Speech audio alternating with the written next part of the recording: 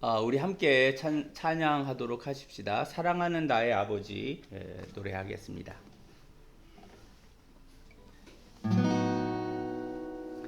사랑하는 나의 아버지 이름 높여드립니다.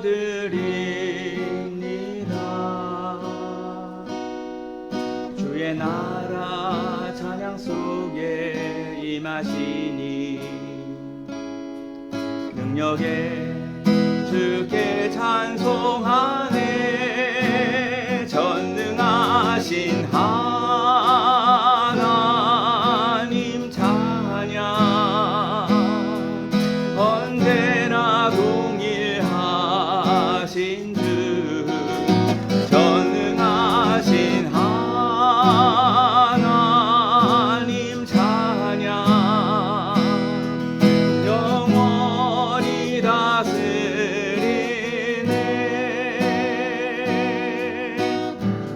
나 주의 이름 높이리 나 주의 이름 높이리 하늘 높이 올린 깃발처럼 주의 이름 높이리. 전능하신 하나님 찬양 언제나 동일하신 주 전능하신 하나님 찬양 영원히 다스리네.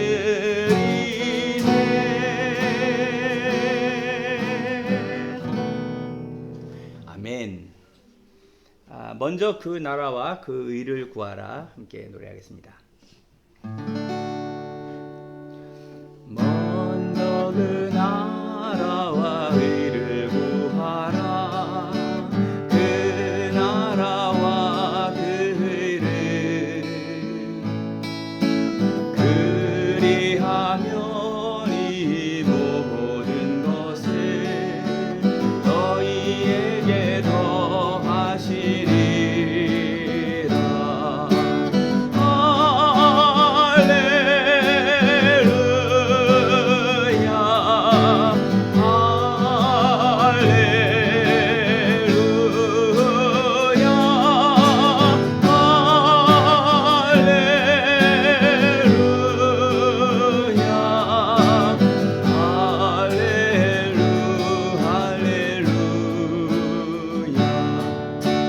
사람이 떡으로만 살 것 아니오 하나님 말씀으로 그리하면 이 모든 것을 너희에게 더하시리라.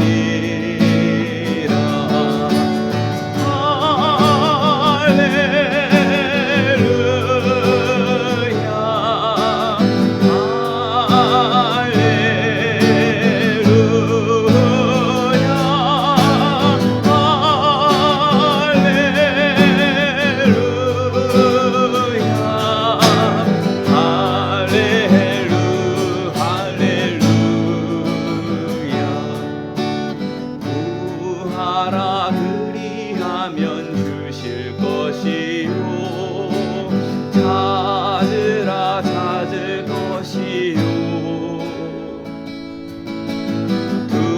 두드리라 문이 열릴 것이니 할렐루 할렐루야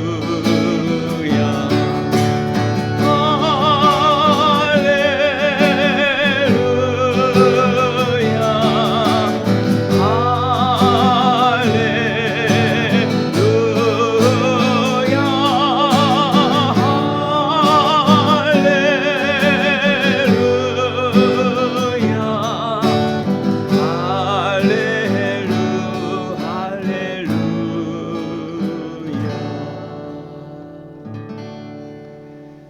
굉장히 좋은 노래예요.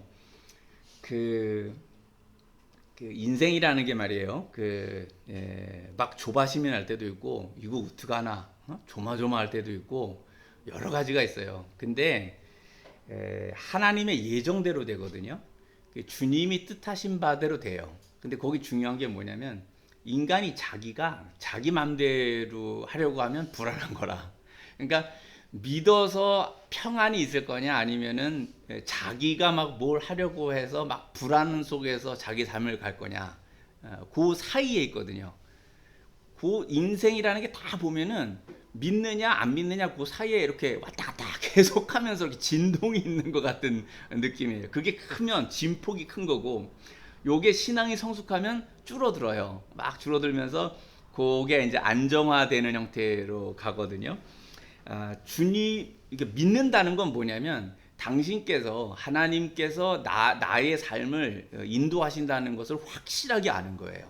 그걸 믿으면 내가 사나 죽으나 다 그의 것이다 그러면서 가요. 그런데 요게 자칫 잘못하면 난 주님이 인도하시니까 뭐 그러면서 노력을 안 하거든. 이제 이게 이 예정론을 믿는 사람들의 이 약점이 될 수 있어요. 그렇게 생각하면 이건 예정론을 잘못 이해하는 거예요. 주님을 믿는데 여기 나오잖아요. 예수님께서 구하라 그리하면 주실 것이요 찾으라 찾을 것이요 두드리라 문이 열 것이니. 뭐 내가 구하지 않아도 뭐 주실 거다 뭐 이렇게 생각하고 있으면 주님이 안 주세요. 교육을 위해서도 안 줘요. 그게 삥 돌아요. 삥 돌아버리거든. 그러니까 자기 삶에 왜 그 인생에서 골든 타임이라는 게 있잖아요. 어떤 시기에 무엇인가를 집중하고 무엇인가를 향해서 가면서 하나님께서 원하시는 때와 그분의 뜻을 내가 알아서 거기에 맞춰가는 거, 이게 인생의 묘미라는 거예요. 그분과의 교제를 통하여 그분과 같이 하면서 그런 거를 잘 맞춰 나가는 것이 지혜이고 그분의 뜻을 아는 거예요. 근데 이걸 미련맞게 나는 예정을 믿으니까 주님이 알아서 하실 거야 하고 내가 놓고 앉아 있으면 그건 잘못된 거예요.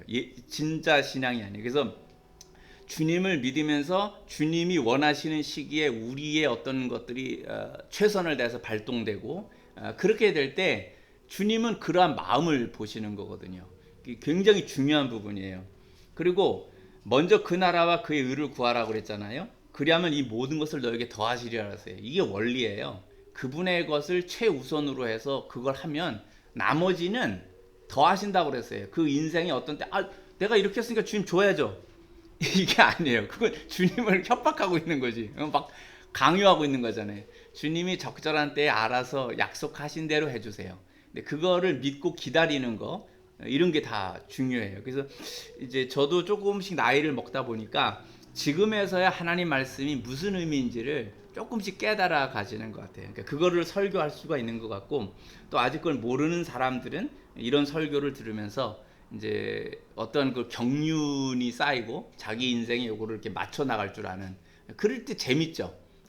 주님께서 내게 이렇게 해주시구나, 이런 걸 알게 되니까. 저의 직업병은 설교하는 거라서 또 설교했어요. 너는 크게 자유를 외치라. 함께 노래합시다. 너는 크게 자유를 외치라. 이 땅의 주의 나팔 불어. 그 거룩한 나라의 소식을 만 백성에게 알리어라. 내게 약속된 땅으로 돌아가 내가 준 자유를 누리고 내 법도를 지켜 행하며 안식을 취하리라. 너는 크게 자유를 외치라. 이 땅의 주의 나팔 불어. 그 거룩한 나라의 소식을 만 백성에게 알리어라. 너희 보로된 형제를 놓아라. 다친 자 마음 상한 자 그 흘린 눈물을 내가 닦으며 해방을 선포하라.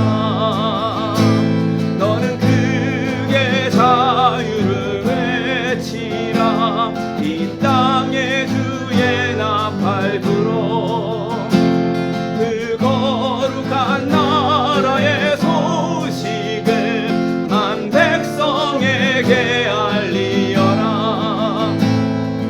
너는 찬양의 제사를 드려라. 내 손에 쟁기를 버리고 넓은 땅 가득한 나의 식물을 너희가 먹으리라. 나는 너희의 하나님이라. 약속한 땅을 내게 주리라. 나는 너희의 여호와 너희를 인도한 하나님이라. 너는 크게 자유를 외치라. 이 땅에 주의 나팔 불어 그 거룩한 나라의 소식을 한 백성에게 알리어라.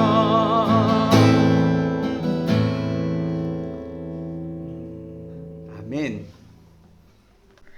하나님께서 오늘 주시는 말씀은 창세기 10장 1절에서 32절의 말씀입니다. 민족과 국가의 개념이라 하는 제목으로 말씀을 생각하며 함께 은혜를 받고자 합니다. 오늘의 말씀도요, 그 몇 단어도 나누어서 성경을 읽고 그 다음에 그 중간중간 설교를 하는 방식으로 말씀을 전하도록 하겠습니다. 먼저 볼 것은 창세기 성경 10장 1절에서 5절의 말씀이 됩니다. 말씀을 봉독합니다. 노아의 아들 셈과 함과 야벳의 족보는 이러하니라. 홍수 후에 그들이 아들들을 낳았으니 야벳의 아들은 고멜과 마곡과 마대와 야완과 두발과 메섹과 디라스요. 고멜의 아들은 아스그나스와 리밧과 도갈마요. 야완의 아들은 엘리사와 달시스와 기띔과 도다님이라. 이들로부터 여러 나라 백성으로 나뉘어서 각기 언어와 종족과 나라대로 바닷가의 땅에 머물렀더라. 아멘. 이 설교 말씀과는 약간 다른 것을 좀 말씀드릴게요. 제가 제 아들들에겐 그런 말을 했어요. 너희들이 성경을 봉독할 때 혹은 교독할 때 정확한 그 발음으로 한번 해봐라. 그러니까 이제 그 발음도 정확하게 하고 목소리도 이렇게 공명되는 목소리를 내서 아나운서 시험을 본다고 생각하고 한번 해봐라. 이런 게 이제 1년 동안 이제 매주 예배를 드릴 때 이런 게 연습이 되면 그 발음이 정확해지고 목소리가 아주 또렷또렷하죠. 그러면 이제 사람을 만날 때, 뭐 회사 생활할 때, 모든 교제를 할 때 이게 아주 정확하게 잘 된다는 거예요. 그래서 예배를 드릴 때에 그 소리를 낼 수 있는 것, 또 노래를 하는 것, 이런 것들이 다 좋은 기회죠. 교회라고 하는 것은 나름대로 그 사람들이 성장해 갈 때, 어린 시절에 부모님이 예수님을 믿으면은 어린 시절부터 그 교회에서 생활하잖아요. 그때 좋은 점은 그 안에서 사회를 같이 배워나가는 거예요. 물론 안 믿는 사람들도 사회를 배워나가지만 교회라고 하는 곳은 여러 가지 예능도 그렇고 여러 가지 것들을 또 보다 호의적인 사람들과 함께 그런 걸 이제 이렇게 이루어 나갈 수가 있어요. 그래서 자기에게 주어진 것들, 뭐 기타를 칠 수도 있고 노래를 할 수도 있고 뭐 발표를 할 수도 있고 여러 가지 것들을 하는데 그런 걸 해보고 또 사람과 사람 사이에 교제를 하는 것도 학교에서도 물론 그런 걸 하지만 교회 공동체 속에서 이 공동체라는 건 학교는 여러 사상을 가진 사람들, 생각을 가진 사람들이 함께 모여 있잖아요. 근데 교회라는 거는 예수님을 믿는 하나의 생각을 가진 이 공동체가 된단 말이에요. 그래서 그 안에서 또 좋은 관계를 유지하는 거. 이런 걸 잘하면 나중에 또 회사도 어떻게 보면 이익을 내는 목적 하나로 간다든지 자기들이 취직해서 갈 때에 하나의 목적을 향해서 가거든요. 그 안에서 이제 어떠한 그 공동체를 이루는가.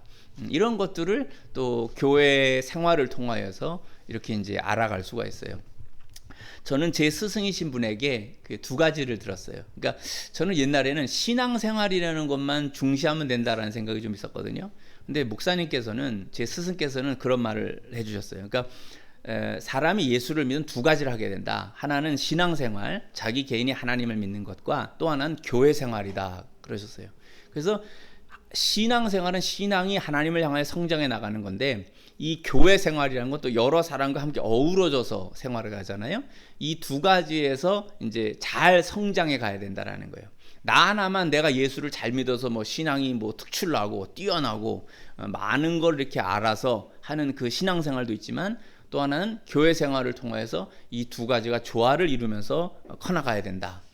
근데 이제 이러한 부분들이 오늘날에 이제 스승님께서는 이제 연세가 좀 있으시니까 80을 이제 넘으시고 이제 이런 게 있으니까, 그런데 요즘의 사람들은 이 교회 생활이라는 거를 이렇게 좀 무시하는 것 같아요. 나 혼자 예수를 잘 믿으면 되는 거지. 또는 교회가 이렇게 좀 엉망인 경우들도 나타나고 그러니까 교회에 실망을 하고 교회 생활을 좀 중시 여기지 않는 그런 부분들도 좀 나타나는 것 같아요. 그래서 그것은 건강하지는 않은 것 같아요. 스승님께서 말씀하신 이 두 가지, 신앙생활과 개인의 신앙생활과 또 교회 공동체 속에서의 그 교회 공동체 생활, 이 두 가지가 잘 어우러져서 건강하게 되는 것이 중요하다. 이제 갑자기 그게 좀 생각이 나서 말씀을 드렸습니다. 먼저 우리가 이 창세기 10장 1절에서 5절 말씀에서는요, 이제 야벳의 후손에 관하여서, 이 10장은 그 노아의 후손 세 아들인 셈과 함과 야벳에 관하여서 그 말을 하고 있는 거예요. 그런데 여기서 이제 먼저 그 야벳의 후손에 관하여서 설명을 하고 있습니다. 중요한 것은 특징이 뭐냐면요, 이 야벳의 후손들은 이 끝에 5절에 보면은요, 언어와 종족과 나라대로 바닷가의 땅에 머물렀더라라는 말씀을 하고 있어요.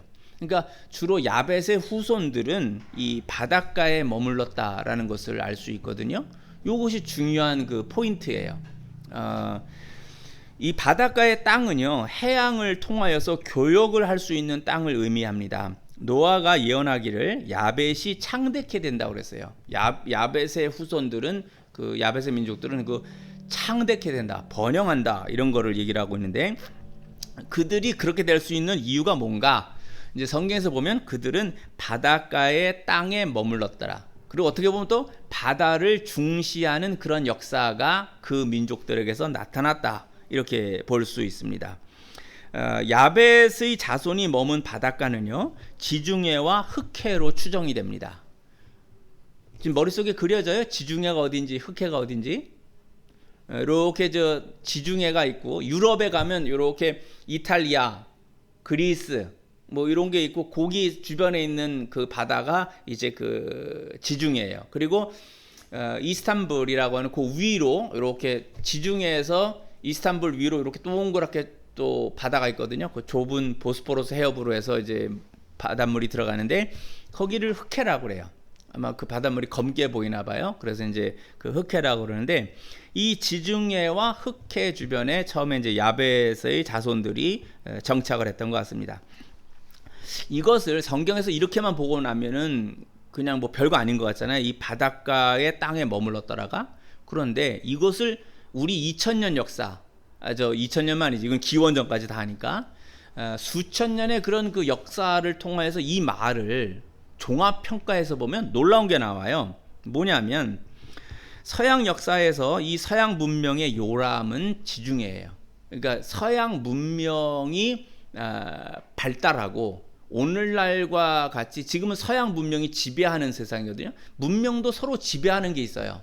그러니까 중세 때에는 이슬람교가 굉장히 강했었잖아요. 십자군 전쟁 전에는 600년경에 무함마드가 나타나서 그 이슬람교가 막 강성할 때는요, 우리가 잘 아는 거 신밧드의 몸이라고 알아요?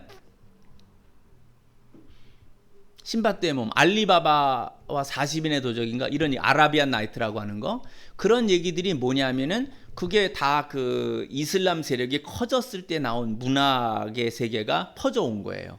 그래서 문명이 그 당시에는 이슬람이 컸었고, 십자군 전쟁 이후에는 유럽에서의 그 천주교 문명이 이제 강성해지는 거예요. 그리고 종교개혁 이후로는 이제 개신교, 프로테스탄트의 문명이 이제 그 강해지면서, 초기에는 그 뭐 포르투갈이나 스페인이나 이런 그 천주교의 나라들이 이제 막 제국주의로 그 정복하는 식민지를 만드는 일들을 했었죠. 그러다 나중에는 이제 그 개신교의 나라들이 그런 일들을 해요. 그런 게 다 보면 뭐냐면은 바다에서 일어난다는 거예요. 이 문명을 야벳의 후손들에 대한 것을 주로 어디냐면 바닷가의 땅에 머물렀더라. 요 표현 하나에서 이것이 수천 년의 역사와 어떤 연관을 맺느냐. 바닷가에 있으면서 바다를 중시하는 것, 고대 그 헬라의 문명이나 로마의 문명도 다 바다를 끼고 일어나는 거예요. 그러니까 우리는 로마 사람들이 무슨 이렇게 육군들이 막 이렇게 정복하는 거를 육군이 강한 거로만 아는데 실제로 안 그래요. 제일 강한 건 로마 제국도 해군이 강한 거예요. 해군은 배를 타고 가서 상대방 나라를 점령해 들어가는 이 해군이 강했어요. 여러분 지금 미국이란 나라가 세계 최강대국이잖아요. 미국에서 제일 강한 군대가 어딘 것 같아요? 역시 해군이에요. 해군이 제일 강해요. 항공모함 그 13척인가를 가지고 있어요. 이 항공모함 한 대가 일반 이런 중진국의 나라가 움직이는 1년 예산하고 맞먹어요. 그러니까 해군이라는 항공모함 13대 정도를 운영하는 게 무슨 말이냐면 미국이 13개의 중진국 정도의 나라가 그냥 항공모함 13대 운영하는 데만 쓰인다는 거예요. 얼마나 강한지 몰라요. 그래서 그 미국의 어떤 장군이 말을 하는데 교만한 말이긴 한데 이런 표현을 했었어요. 만일 미국하고 전쟁을 하려면 신과 싸워서 이긴 후에 와야 된다. 엄청난 말이죠. 엄청 교만한 말이고 이거는 말도 안 되는 소리인데 만일 정말 미국하고 싸우려면은 미국과 전쟁을 하려면 하나님하고 맞붙어서 이긴 다음에 와야 미국이랑 싸울 수 있다. 이 정도로 그러니까 거의 어렵다는 거죠. 전 세계의 그 군대를 다 합쳐서 싸워야 아마 미국이랑 뭐 맞붙을까 말까 할 정도라는 거예요. 그 정도로 미국이란 나라가 갖고 있는 힘이 세고 당시의 고대 세계 로마가 갖고 있던 힘이 그렇게 셌다는 거죠. 로마가 그 지중해를 자기네의 호수처럼 만들 때의 상황이 로마가 그렇게 강했고 그 로마의 사상과 문명을 그대로 이어받은 것이 오늘날의 미국이에요. 그래서 그 서양 역사의 로마의 정신은 단지 거기서 그 고대 세계 로마에서 끝나버린 게 아니에요. 그게 현대 미국에까지도 법률을 중시하고 예를 들어서 말씀드리면 로마인들은 이런 게 있는 거예요. 내가 정복을 하잖아요. 이 정복을 했을 때 심각한 문제가 뭐냐면 정복한 나라의 그 식민지인을 이렇게 얕잡아보고 막 이렇게 수탈을 하잖아요. 그런데 로마인들은 그 중에서도 어떤 사람들이냐면 시민권을 주는 사람이 있어요. 로마의 시민권자가 되면은 그 시민권자는 민족과 혈통이 달라도 로마인으로 인정을 해줘요. 그래서 법률로 보호를 다 해준단 말이에요. 똑같은 혜택을 줘요. 그러니까 사실은 우리가 많은 핍박이 있고 이제 이스라엘 사람들이 굉장히 로마에 저항하는데 이것은 종교에서 부딪히는 문제였었거든요. 그런데 일반적으로는 로마 제국의 점령을 많이들 칭송하고 좋아하는 사람들이 많았었어요. 식민지가 된 나라에서도 그 옥타비아누스 그 카이사 다음에 예수님께서 왜 이렇게 호적하라고 해서 이 여행할 때 있었잖아요. 그 여행할 때의 그 로마 황제가 아우구스투스인데 그 사람이 옥타비아누스예요. 이 사람이 정치할 때 죽을 때쯤 돼서 식민지의 사람들이 찬송의 시를 보냈어요. 그러니까 당신이 이 로마 제국을 이루어서 우리에게 평화를 가져다 주었다. 그런 얘기를 할 정도의 모습을 보이죠. 그래서 이 바닷가의 땅에 머물렀다라는 것은 뭐 여러 가지 그 안 좋은 역사들도 있고 또 현대의 제국주의는 아시아와 아프리카와 그리고 사우스 아메리카라고 하는 남미를 정복을 해서 그 수많은 사람들을 수탈하고 많은 문제를 일으키는 잘못된 제국주의를 보이기도 하지요. 그래서 우리나라 같은 경우는 제국주의는 무조건 나쁜 거라고 볼 수도 있는데 객관적으로 보면 제국주의는 각 나라의 그 민족들이 이렇게 경계를 언어와 자기들의 혈통이나 이런 걸 해서 경계를 세워놔요. 이게 그러면 고립되는 각 나라의 문화와 문명과 사상이 돼버리는데 묘하게도 이 제국이 형성되고 나면은 각 나라의 경계들이 허물어져요. 그래서 이게 한번 다 싹 그냥 섞여요. 막 우리가 말하는 판이 한꺼번에 막 섞인 다음에 그 섞일 때 사실은 뭐냐면 기독교가 정말로 하나님께서 함께 하시는 종교라면 이때의 전도가 확 돼요. 이런 식의 어떤 그 문명의 역사가 사람들은 잘 못 느끼지만 하나님께서 인도하시는 어떤 형태들이 나타난다는 거예요. 그러나 이제 그래서 현대의 제국주의를 보면 물론 우리는 충분히 많이 비평해야 돼요. 그건 서양 사람들이 이렇게 수탈하고 뺏어가고 이러한 것에 대해서 있지만 객관적으로 어떤 면에서는 문명이 섞이고 영원히 어떤 면에서는 우리가 만일에 그러한 충격이 없었다면은 우린 지금 어떻게 하고 있을까요? 여전히 조선 왕조에 있을 수도 있어요. 전하 그러면서 우리가 하고 이제 과거 시험들 보려고 준비하고 있었을지도 몰라요.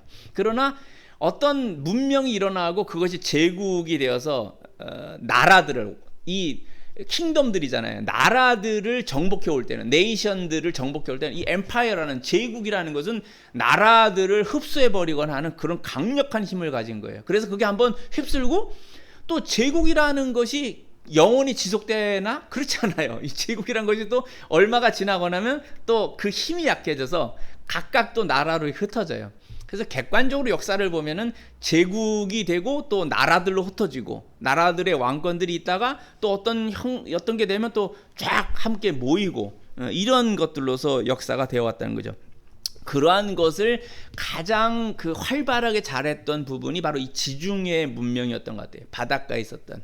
우리가 있던 중국이나 이런 곳에서는 안타까운 것 중에 하나는 뭐냐면 아시아 문명권으로 본다면 중국은 원래 명나라 때 정화라는 그 신하가 그 몇 번, 한 7번인가 몇 번에 걸쳐 대함대를 한 거의 3만 명에 가까운 사람들을 이끌고 아프리카까지 그 항해를 했었어요. 그래서 중국도 대항해 시대를 열면서 서양 유럽보다도 먼저 그런 그 해양의 나라, 해양 제국을 건설할 수도 있었어요.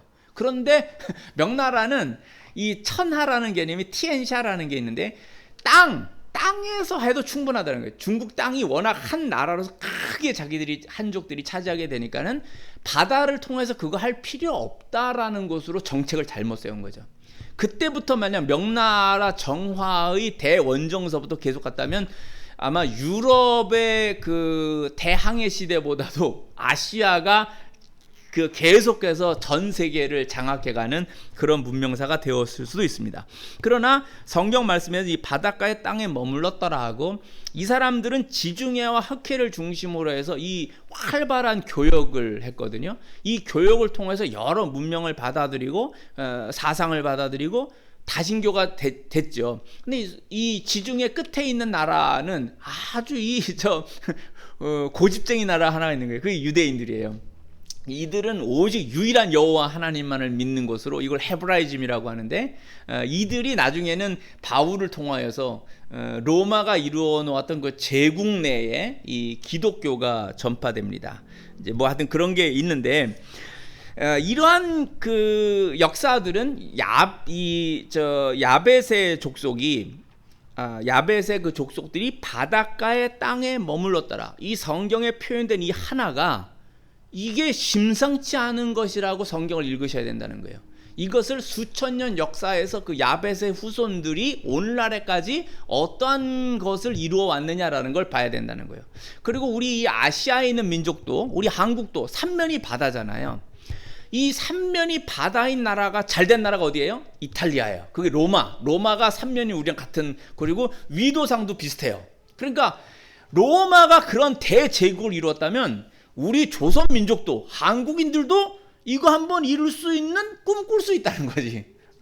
꿈꿀 수 있는 거예요. 이 삼면이 바다인 이탈리아가 그런 일을 했다면 우리 한국도 한국인들이 그와 같은 일을 할 수 있다. 이 삼면의 바다인 것을 갖고 꿈꾸게 하는 거지. 우리의 그 이제 한국인들에게 이런 설교를 통하여서 이런 것을 이게 말씀이 뭘 주고 있느냐라는 것하고 바다를 중요히 여겨야 된다. 바다를 통하여서 단지 다른 나라를 정복해 간다라는 것만이 아니라 우리의 힘을 떨친다라는 것만이 아니라 문화를 펼치고 또 활발한 교육을 통하여서 그 나라의 국민들을 부강하게 하고 잘 살게 하는 것은 바다를 통해서예요. 지금도 바다를 통해서 그 교육이 없으면 우리나라는 그냥 가난해져 버려요. 이걸 아주 중히 여겨야 된다는 겁니다. 자, 두 번째로 창세기 10장 6절에서 20절 말씀은 이제 함의 후손, 이제 처음에 야벳을 했고요. 그 다음은 함의 후손에 관한 건데 먼저 말씀을 봉독하겠습니다.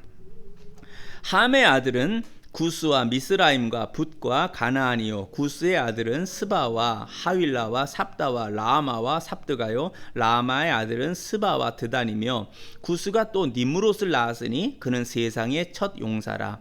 그가 여호와 앞에서 용감한 사냥꾼이 되었으므로 속담에 이르기를 아문은 여호와 앞에 니므롯같이 용감한 사냥꾼이로다 하더라. 그의 나라는 시날 땅의 바벨과 에렉과 악갓과 갈레에서 시작되었으며, 그가 그 땅에서 아수르로 나아가 니느웨와 르호보딜과 갈라와 및 니느웨와 갈라 사이에 레센을 건설하였으니 이는 큰 성읍이라. 미스라임은 루딤과 아나밈과 르하빔과 납두임과 바드루심과 가슬루임과 갑도림을 낳았더라. 가슬루임에게서 블레셋이 나왔더라. 가나안은 장자 시돈과 헷을 낳고 또 여부스 족속과 아모리 족속과 기르가스 족속과 히위 족속과 알가 족속과 신 족속과 아르와 족속과 스말 족속과 하마 족속을 낳았더니 이후로 가나안 자손의 족속이 흩어져 나아갔더라. 가나안의 경계는 시돈에서부터 그라를 지나 가사까지와 소돔과 고모라와 아드마와 스보임을 지나 라사까지였더라. 이들은 함의 자손이라 각기 족속과 언어와 지방과 나라대로였더라. 아멘. 자, 여기서 이제 좀 익숙한 것들이 나오지요. 먼저 잊어먹을까봐 얘기를 하는데, 그 가슬루임이요, 14절에 가로를 쳐놓은 게 있잖아요. 거기 가슬루임에게서 블레셋이 나왔더라 라는 말씀이 나오죠. 자, 이게 왜 좀 중요하냐면, 나중에 여러분들이 성경을 쭉 공부하다 보면은 사사기에서 삼손 시대, 삼손 알죠? 삼손을 알고 삼손 다음에 사무엘이 나와요. 삼손, 사무엘. 그리고 이제 이 사무엘서부터 사무엘 상하, 사무엘서로 나가죠. 삼손이 있고 그 다음에 이제 사무엘서로 가는데, 사무엘서에는 사무엘 다음에 누가 지도자가 되냐면 사울이 지도자가 돼요. 그 다음에 다윗이 지도자가 돼요. 그러니까 4명의 이 지도자, 삼손, 그 다음 누구? 사무엘, 그 다음은? 아니, 그러니까 이제 들어놓고 질문하면은 아주 들은 것처럼 막 고개는 끄덕이고 있는데, 다시 물어보면 아, 제가 뭘 했더라? 자, 맨 처음에 누구? 삼손, 그 다음은 사무엘, 그 다음은 사울, 그 다음은 다윗. 자, 4명 확실하게 외웁시다. 다시 한번 합시다. 처음에 누구? 삼손, 그 다음은 사무엘, 그 다음은 사울, 그 다음은 바울? 막 역사를 막 띄워놓고 사울 비슷하니까 사울 다음에 바울이 돼버려? 야, 참. 사울 다음에 누구? 다윗이야. 그래서 4명은요, 여기 삼손과 사무엘은 사사예요. 사사기에 속할 수 있어요. 사무엘서부터 나오지만 사무엘은 최후의 마지막 사사예요. 사사기에 해당되는 인물이라고 할 수 있어요. 그런데 사무엘 다음에 사울은 뭐죠? 왕이에요, 왕. 이때부터 체제가 바뀌어요. 사울이 왕이 되고 그 다음에 다윗 왕으로서 왕정제도가 형성이 돼요. 근데 이 4명이 왜 중요하냐? 삼손, 사무엘, 사울, 다윗은요, 바로 뭐냐면 바로 이 14절에 나와 있는 가슬루임에게서 블레셋이 나왔다라고 했잖아요. 이 블레셋이 나중에 이 지중해 동쪽에 있던 이스라엘 땅으로 와서 정착을 해요. 얘네들이 배를 타고 와서 여기 정착을 하게 되니까 이제 싸우게 되는 거예요. 그게 아주 강하게 싸우기 시작한 것이 삼손 때서부터예요.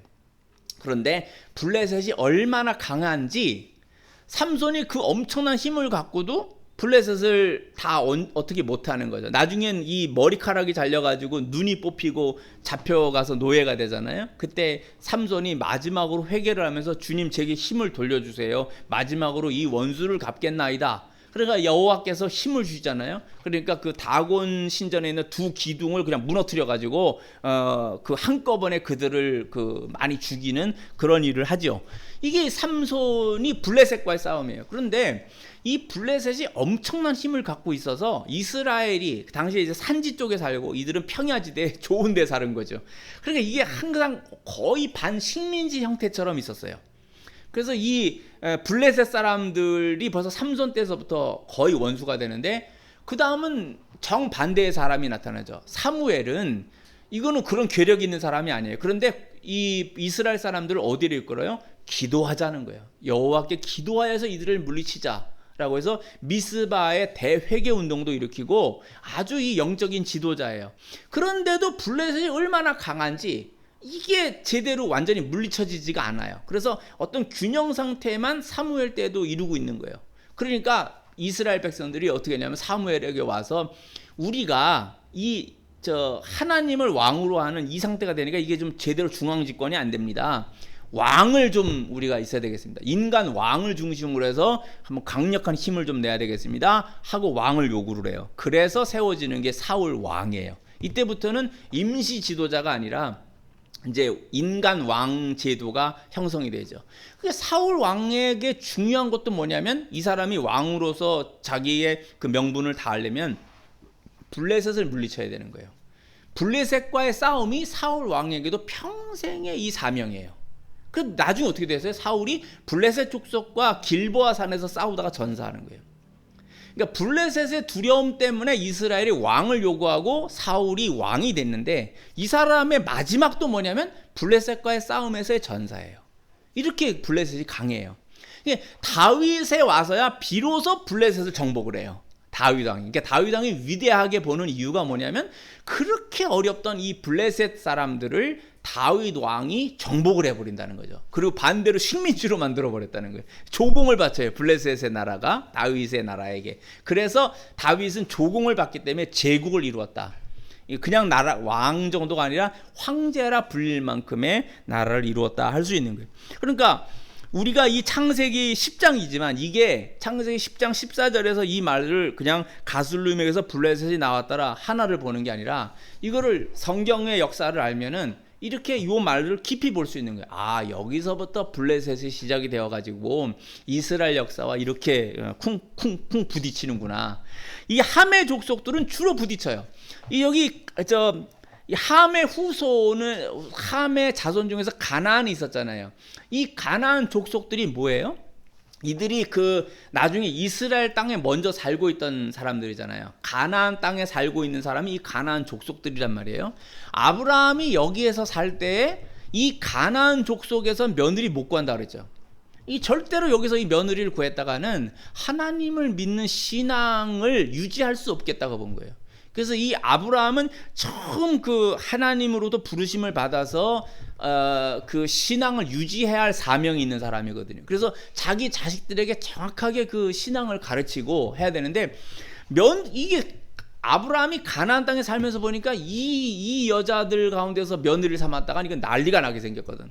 그러니까는 자기 하인을 보내가지고는 자기 아들 이삭의 며느리를 구해올 때는 그건 자기 고향에 가서 데리고 오게 하는 거예요. 그 리브가를 구해가지고 보낼 때 낙타 10필에다가 이렇게 많은 금은보화를 실어서 보내죠. 그거 주고 며느리 데려와라. 이렇게 해서 이제 리브가를 데려다가 이삭과 결혼을 시키죠. 그렇게 이 타락하고 한 그것이 가나안 족속들의 그 문명이었다는 거예요. 이게 바로 함의 후손에게서 나오고 있는 거죠. 또 하나 볼 것은 뭐냐면요. 이 니므롯이라는 사람이에요.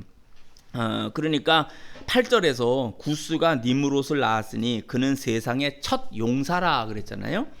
이 니므롯은 또 용감한 사냥꾼이라고 했어요. 이게 무슨 말일까요? 용사이면서 용감한 사냥꾼. 이 사냥을 한다는 게 뭐 짐승만 잡는다 이런 게 아니에요. 이 말에서 특히 더 문제가 되는 건 뭐냐면 여호와 앞에서라는 말이 있죠. 이 9절에서 그가 여호와 앞에서 용감한 사냥꾼이 되었으므로 속담에 이르기를 아문은 여호와 앞에 니므롯같이 용감한 사냥꾼이로다 하더라 그랬잖아요. 이 영어로는 이게 in front of God이에요. 하나님 앞에서라는 말인데 사실은 in front of라는 말이 무슨 뜻이냐면은 여기서는 against의 뜻으로 쓰여요. 적대한다는 거예요. 하나님을 적대하는 자로서 니므롯이 있다라는 말이 됩니다.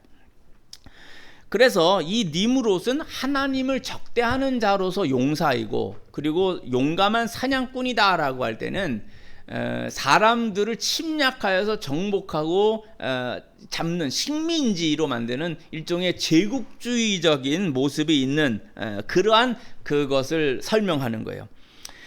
이 니무롯은요 또 여러 성을 만들었잖아요. 그 중에서 이 니누에와 그 갈라 사이에 레센이라는 성을 만들었다 그랬죠. 이 레센은 큰 성읍이다 이렇게 성경에서 설명하고 있어요. 큰 성읍이다. 자 여러분, 이와 비슷한 사람은 우리가 배웠죠. 지금 쭉 설교를 들으면서 성경에서 배운 사람이 있는데 기억나요? 성을 만든 사람. 최초로 성을 만든 사람이 누군가요? 기억이 좀 날 때지. 최초로 성을 만든 사람. 성의 이름은 에녹 성이고 에녹이라 아들 이름한 그 사람의 아버지는 누굴까? 그 성을 처음 만든 사람? 가인. 가인. 가인이 에녹 성을 만들고 그 성을 만들어서 남의 것을, 그 사람은 농사 못 짓는다 그랬죠? 땅 네가 농사를 져봐야 너에게 소산물을 내주지 않는다. 그러면 구걸해서 먹든지 남의 거 뺏어서 먹을 수밖에 없는 것이 가인의 운명인데, 이 사람이 구걸은 안 했을 거고 빼앗아 왔다는 거죠. 그러니까 빼앗은 것을 성을 만들어서 그 안에다 쌓아 놓았고, 자기가 가진 생각을 그 아들에게 고스란히 물려줬다는 거죠. 그러니까 아들 에녹이 에녹성이라 해놓고 그 아버지 가인이 가진 가인이 자기 형제 아벨을 죽일 정도의 그 포악성과 시기와 질투가 있는 사람인데, 그게 에녹에게 그대로 물려졌다는 소리죠. 그것이 지금 이러한 가인의 후손들이 그 막 넘쳐나서 결국은 주님이 물로 심판한 거 아니에요. 그런데 지금 무슨 일이 다시 벌어졌다는 거예요. 노아의 세 아들 셈과 함과 야벳 중에서 함의 후손 가운데 지금 누가 나타난 거예요?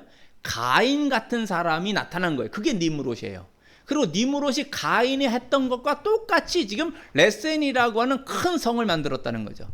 가인이 뭘 했느냐? 그는 용사였고 하나님을 저항하는 용사였고, 그는 사냥꾼이었다는 거죠. 남을 잡아다가 죽이고 빼앗아다가 레센에다가 두고 이걸 제국처럼 넓혀나가는 그런 일을 한 사람이 니므롯이고, 니므롯과 레센의 관계는 마치 가인과 그 에녹성과 같은 관계로서 나타난다는 거예요. 그러니까 물로다가 이미 한 번 다 심판을 하고 세상을 한번 정화해서 다시 시작해라 했는데, 그 가운데 여전히 뭐예요? 악의 어떤 그 유전자가 나타나고 있다는 거죠. 그러니까 이 인간이 선악을 알게 하는 나무의 열매를 먹고 난 다음에 내 눈이 밝아져 너가 하나님과 같이 되리라, 하나님과 같이 되겠다라고 하는 욕망은, 그렇게 마음을 먹었던 그것이 인간의 유전인자에게 원죄와, 그게 그래서 원죄라는 거예요.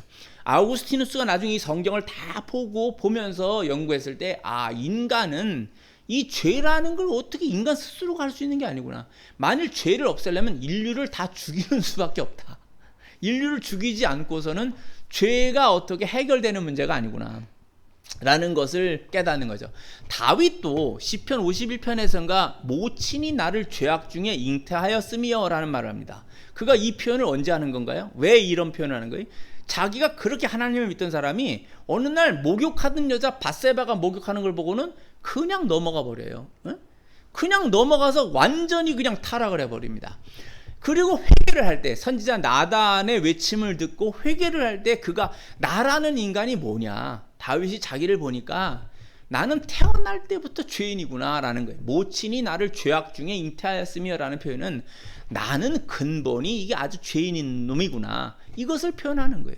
그러니까 주님께서 주시는 자비와 긍휼이 없으면, 구원하시는 은혜가 없으면 인간이 스스로 구원되는 것은 없는 거예요. 우리의 삶 전체에서 우리가 인생을 통해서 깨닫는 건 뭐냐면, 내가 나를 구원할 수 없다는 거예요. 나의 똑똑함이나 나의 능력으로 내가 구원이 되지 않는 것, 그러므로 전능하신 하나님께 의존하는 것, 이게 신앙의 가장 핵심이에요. 그거를 정말 깨닫고 받아들이면 신자가 되는 것이고, 그러면 겸손해지는 거예요. 내가 나를 구원할 수 없는 존재인데 뭐를 할 수가 있어요? 되는 게 아니에요. 그러나 어떤 면에서 나를 통해 누군가를 도울 수 있죠. 어떤 사람이 구원받거나 하는 것에 도움을 하는 일들을 할 수 있어요. 그런 일에 내가 쓰임 받을 수 있다면 그게 감사한 거죠. 그게 기독교인의 모습이라는 거예요. 이제 그러한 가치관과 세계관, 인생관을 갖게 될 때 이 사람이 변화되는 거죠. 이런 말이 그대로 아멘으로 받아들여지고 나갈 때. 왜냐면 우리들의 조상들이 다 해본 거니까. 다 해본 거니까 가인의 라인에 서 있는 사람, 이 니므롯이 바로 라인에 서 있는 사람은 그게 물의 심판 후에 또 그대로 나타났다는 거예요. 지금 창세기 10장에서 우리가 봐야 될 것은 야, 이게 안 없어지네. 그 모양 그대로 다시 반복되고 있네. 이것을 우리가 보면은 되는 겁니다. 자, 이제 끝으로 우리가 볼 것은 창세기 10장 21절에서 32절의 말씀입니다. 셈의 후손에 관한 것을 읽겠습니다. 셈은 에벨 온 자손의 조상이요 야벳의 형이라. 그에게도 자녀가 출생하였으니 셈의 아들은 엘람과 아수르와 아르박삿과 룻과 아람이요 아람의 아들은 우스와 훌과 게델과 마스며 아르박삿은 셀라를 낳고 셀라는 에벨을 낳았으며 에벨은 두 아들을 낳고 하나의 이름을 벨렉이라 하였으니 그때의 세상이 나뉘었으며 벨렉의 아우의 이름은 욕단이며 욕단은 알모닷과 셀렙과 하살마웻과 예라와 하도람과 우살과 디글라와 오발과 아비마엘과 스바와 오빌과 하일라와 요밥을 낳았으니 이들은 다 욕단의 아들이며 그들이 거주하는 곳은 메사에서부터 스발로 가는 길의 동쪽 산이었더라. 이들은 셈의 자손이니 그 족속과 언어와 지방과 나라대로였더라. 이들은 그 백성들의 족보에 따르면 노아 자손의 족속들이요 홍수 후에 이들에게서 그 땅의 백성들이 나뉘었더라. 아멘. 자, 여기서 셈의 후손, 노아의 세 아들 중에서 있던 이 셈의 후손에서 아주 중요한 건 뭐냐면요, 25절 말씀이에요. 에벨은 두 아들을 낳고 하나의 이름을 벨렉이라 하였으니, 밑줄 쫙 그어주고 빨간 거라든지 아주 중요하게 봐야 돼요. 뭐냐면 그때의 세상이 나뉘었으며, 그렇게 적혀 있죠. 그때의 세상이 나뉘었다. 벨렉이라는 사람 때의 세상이 나뉘었다. 이게 뭘 말하냐면, 이게 우리가 다음 주에 볼 창세기 11장의 이야기예요. 창세기 11장에 뭐가 있느냐? 바벨탑 사건이 나와요. 온 땅의 언어가 나뉘어져서 언어가 통하는 사람들끼리 흩어져 가거든요. 이게 민족의 시작이에요. 같은 언어를 쓰는 사람들로 신할 평지에서 흩어져 가기 시작했다. 그러면 그게 어느 때에 일어났느냐? 다른 데 표현을 하지 않고 바로 이 셈의 후손 가운데서 벨렉의 시대에, 벨렉이란 이름 자체가 분리된다는 뜻이에요. 히브리어는 그 이름과 그리고 그 이름에 맞춰서 거의 그 사건들이 일어나요. 벨렉이 나뉜다는 뜻인데, 바로 이 벨렉의 시대 때 세상이 나뉘었다. 그래서 각 나라와 족속과 언어와 지방과, 그러니까 족속과 언어와 지방과 나라대로 사람들이 흩어져 나가면서 민족이 형성되고 나라들이 형성이 되는 거예요. 이제 그 사건의 시작이 바로 이 벨렉 시대에 그때의 세상이 나뉘었다라는 거죠. 나뉘어서 이제 시작됐다라는 거예요. 그래서 여기 중요한 것은 기독교는 우리가 이제 우리의 근원은 사해 동포주의라고 그래요. 모든 믿는 사람들이 사실은 아담으로부터 나온 거잖아요. 그러니까 돕는 것이 있는 거죠. 서로 돕고 잘 사는 그런 박애주의가 있는 게 맞아요. 그런데 중요한 게 있죠. 이 아담으로부터 나온 그 혈통이, 아담으로부터 나온 후손들이 신앙으로 보면 주님을 믿는 사람과 주님을 믿지 않고 적대하는 것으로 나뉜다는 거예요. 아시겠어요? 나뉘어서 이 둘로 나뉜, 정확한 구분을 이 둘로 나뉜 거예요. 나뉜 것이 어떻게 되냐? 각 나라와 민족과 방언들 사이에 섞여 있다는 거예요. 섞여 있어요. 그러니까 무조건 사람을 사랑한다라는 말이 맞느냐? 맞을 수도 있어요. 아주 큰 개념을 가진 사람은 그게 되는 거죠. 모든 사람을 사랑한다. 그러니까 이런 생각을 가진 기독교에는 무슨 생각까지도 갈 수 있느냐면 동성애자도 사랑하고 포용하고 이런 말이 돼요. 될 수 있어요. 이해해요. 그런 마음을 가지신 분들은 정말 더 큰 거죠. 그런데 자칫 잘못하면 뭐가 되는 거예요? 가인의 후손, 하나님을 완전히 적대하는 자들을 마치 하나님을 믿는 자들 속에 끌어들이는 것 같은 위험함이 될 수 있다는 거예요. 그래서 이 부분을 잘 구별해 봐야 되는 거예요. 우리의 궁극적으로는 그렇게 큰 마음이 되고, 그러니까 이게 되면 좋죠. 동성애자들이나 혹은 저 가인의 후손이나 니므롯의 후손과 같이, 또는 가나안 족속과 같이 하나님을 믿지 않고 타락하고 부패한 자들을 기독교인들이 완전히 변화시킬 수 있는 일을 할 수 있다면, 그 정도의 영적인 그런 그 경건함과 이런 그것을 교회가 갖추고 있어서 그렇게 세상을 변화시키는 것이 된다면 할 수 있어요. 근데 많은 경우에는 그렇게 안 되는 수가 있어요. 만일에 이것을 교회가 하나로 그들을 다 이렇게 포용합시다라는 정도로 교회가 하는데, 어떤 교회는 그게 안 돼 있다면, 그런 게 안 돼 있다면 오히려 먹힐 수 있죠. 오히려 먹힐 수가 있는 거예요. 이건 영적 전쟁에 해당되는 것일 수 있다는 거예요. 그래서 이제 기독교인들 사이에서 여기에 대해서 말이 많이 나올 수 있는 거죠. 우리가 어떤 분들이 동성애자 이제 차별 금지법을 허용합시다라고 말하는 기독교인들도 있는데, 이것은 굉장히 위험한 것일 수 있는 거예요. 왜냐하면 공동체, 커뮤니티만이 아니라 소사이어티라고 하는 사회와 네이션, 국가에까지도 그 법을 정해서 그들을 보호한다는 것인데, 사실은 그게 기독교인들의 자유나 기독교 성경이 말씀하고 있는 이것은 악이다, 구약 성경으로 보면 이건 돌로 쳐 죽이라고까지 말씀하는 것들을 대해서 아무 말도 못하고, 목사님이 그런 이야기를 할 때 오히려 잡혀갈 수도 있는 이런 형태를 법으로 정해졌으면, 그들이 안 한다고 하지만 법으로 정해진 것을 적용해버리면요 그대로 잡혀가는 거예요. 그거는 말도 안 되는 소리예요. 안 한다 뭐 그런 건 없습니다, 오해입니다 라고들 말씀하시는데 천만에요. 오해가 아닌 거예요. 그거를 그대로 법을, 누군가가 정치에 힘을 가진 대통령이나 이런 사람들이, 그쪽에 있는 사람들이 대통령에 대해서 이거 그대로 기독교인들이 적용해야 된다, 법대로 합시다 이렇게 보면 누구도 그거 막을 수 있는 게 없어요. 근데 누가 그걸 누가 지금 여기서 그 법을 만들고 하면 보장하고, 기독교인들이 설교하고 그것을 거리에서 말한다고 해서 안 잡아간다라고 누가 그걸 보장해요? 그거는 잘못 알고 있는 거죠. 그래서 이러한 것들은 큰 의미로 볼 때는 아담의 후손으로서 맞지만, 성경은 창세기 4장과 5장에서 분명하게 가인의 후손, 아담을 떠나버리고 신랑원에서 나온 정도가 아니라 자기 부모를 떠나서, 성경은 부모에게 순종하는 거예요. 부모에게 효도하라고 분명히 있어요. 그런데 가인은 자기 부모를 떠나버린 거예요. 동생을 죽였으니까. 그리고 에덴의 동쪽에 가서 자기의 세력을 구축하고 하나님을 믿지 않는 그러한 그 정치, 경제, 사회, 문화와 세력을 만들면서 살아간 거예요. 그것이 지금 니므롯을 통해서 나타나고 있고, 가나안 족속의 문화, 문명으로 나타나는 거예요. 하나님이 아브라함을 불러서 가나안 땅으로 보냈을 때에도 굉장히 위험했던 거예요. 아브라함이 자기의 그 하나님을 믿는 신앙을 지키기가 사면초와 같이 힘들었던 상황이에요.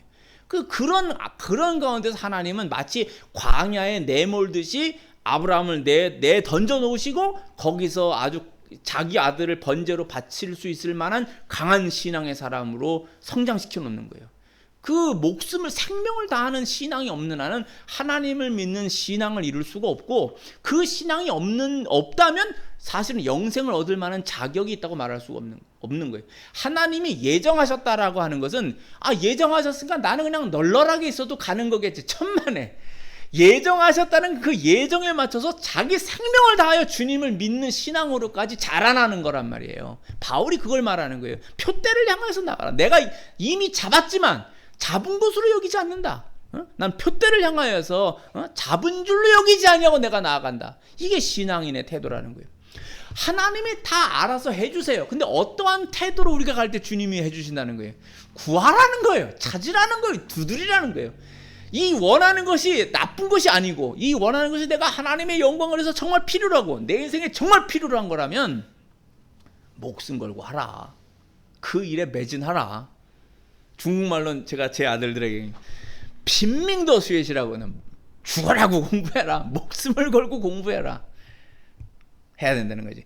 오늘 아침에 잠깐 아침밥을 먹으면서 뉴스를 보니까 어저께 뉴스인 것 같긴 한데 유튜브에서 보는 거니까 그런 말이 나왔어요. 우리나라에서 자녀를 키우고 싶지 않다. 왜냐하면 너무 경쟁이 심해서 자녀를 키우고 싶지 않다라는 사람이 여자는 13%고 남자들은 12.4%가 그렇다는 걸 봤어요. 어떻게 하겠다는 거죠? 떠나야 한다는 건가요? 이해를 해요. 그 경쟁이 심한 거 정말 알아요. 그런데 한국처럼 잘 되어 있는 나라가 또 있나요? 한국처럼 잘 되어 있는 나라를 저는 이 세상에서 잘 발견하지 못하겠어요. 우리나라 정말 대단한 나라예요. 제가 선교를 하다 보니까 알 수 있어요. 이만큼의 자유와 그리고 이 비판할 수 있는 기회라든지 또 그러면서 코로나 때 보여주는 이 국민들의 단합된 모습을 봐봐요. 정말 정부가 잘해서 하는 게 아니에요. 정부는 처음에 막 중국에서 오는 거를 다 허용했었잖아요. 난리 날 뻔하는 거예요. 그거 다 퍼져버리고 그러면은. 근데 국민들 스스로가 잘해요. 그걸 정말 잘해요. 그래서 뭐 개인적으로 여러 가지 뭐 이렇게 이상한 사람들도 있긴 하지만 국민들 전체를 보면 참 대단한 국민들이다. 이걸 우리가 알 수 있는 거예요. 또 아무것도 없는 나라에서 이만큼을 우리가 살 수 있는 것은 많은 경쟁이 있긴 하죠. 근데 경쟁이 싫어서 난 떠나고 싶다. 저는 그 생각은 하지 않았으면 좋겠어요. 뭐 개인들이 생각을 하시는 거긴 하지만 이만큼을 이루고 살 때 그럼 이거를 경쟁을 안 하고 산다는 것은 어디 가보세요. 다른 나라에서 경쟁을 안 하면서 그만큼을 이루고 사는 나라가 있는가? 잘 없어요. 그런 게 잘 안 되는 거예요. 그러면 우리나라가 이룬 것에 대해서 저는 좀 더 깊이 좀 생각해 주셨으면 좋겠다. 다른 측면들이 많이 있거든요. 근데 단지 내 자녀가 경쟁을 하는 것이 싫다. 이런 것만 보는 것은 조금 문제가 있다고 보여져요. 근데 이거 하나는 좀 슬프더구만. 하나는 뭐냐면 내 자녀가 나보다 더 잘 살 것 같진 않다. 그렇게 생각하시는 분들이 있으신 것 같아요. 그건 저도 좀 염려가 돼요. 내 자녀가 나보다는 잘 살 것 같다. 이렇게 여겨지는 세상이 건강한 사회예요. 대한민국이 그 점에서는 지금 정부가 잘못하고 있고 또 이전에 뭐 그 자본주의적 정부나 뭐 그걸 보수 우파라고 하든지 할 때 잘못하고 있는 것이 있을 수는 있어요. 그런 부분에서 그렇다고 해서 그것을 사회주의로 해서 균형화를 이룰 수 있느냐? 천만에 그러진 않아요. 그건 현재의 정부라든지 사회주의 생각을 가지신 분들이 제가 볼 때는 잘못 생각한다고 봐요. 나라의 미래를 사회주의에 맡기는 것은 그건 올바른 건 아니에요. 그런데 기독교가 할 일이 참 중요하다는 거지. 그러니까 내가 열심히 벌어도 어려운 분들을 보면 돕고 이 돈의 균형이 강제 법이나 세금에 의해서 이루어지는 게 아니라 사실은 체리티라고 그러죠. 자선의 마음.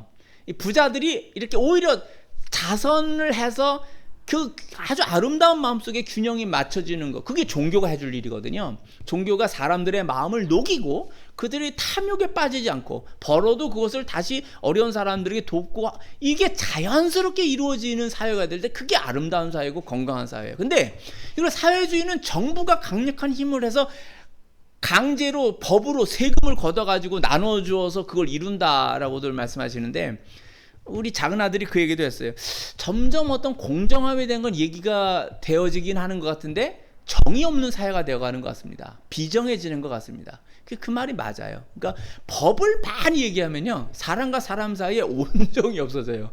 온정이라는 건 따뜻한 정이잖아요. 그게 서로가 느껴질 때 국민이 스스로가 사회를 만드는 그런 따뜻함을 만드는 게 이루어질 때 건강한 사회지, 이걸 해주는 게 바로 뭐냐면 종교와 그리고 학자들이에요. 그 학문이 지성인들이 그거를 해주고 모범을 보이면 그게 따라가 주죠, 국민들이.